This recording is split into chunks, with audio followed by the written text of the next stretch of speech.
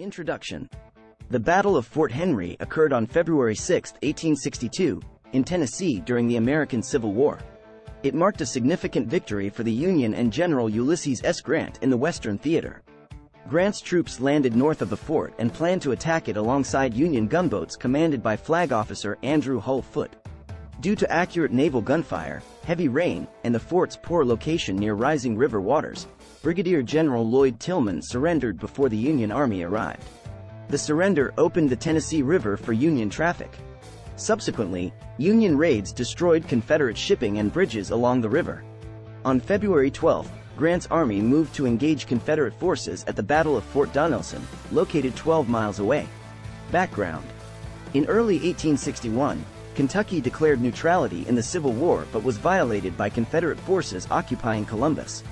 The Union's General Ulysses S. Grant responded by capturing Paducah. The Confederate advantage of Kentucky's neutrality was lost, and the defense of Tennessee was compromised. By 1862, Confederate forces were spread thinly, with Forts Henry and Donelson guarding the Tennessee and Cumberland rivers. Grant proposed an offensive against Fort Henry, which was authorized by General Halleck. Grant's invasion force, including gunboats, arrived on the Tennessee River. Fort Henry, poorly located and flooded, fell to the Union. The fort's surrender opened the rivers for Union military traffic. Battle.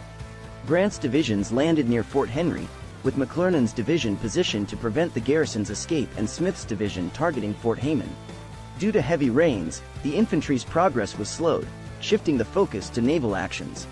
The Confederate commander, Tillman, recognized the inevitable fall of Fort Henry and ordered most of his force to march to Fort Donelson.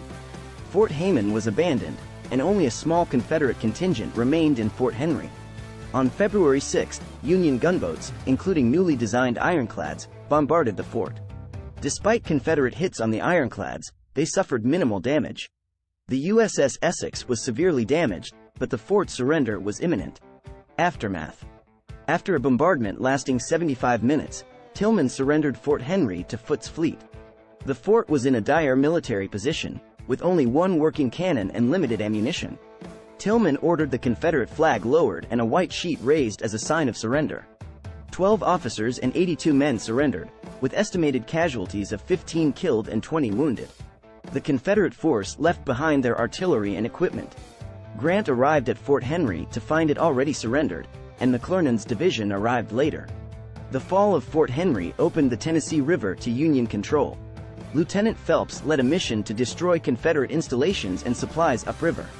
The raid was successful, capturing ships and damaging infrastructure. With the fall of Fort Donelson, the Confederate forces were flanked, causing them to withdraw from Columbus and western Kentucky,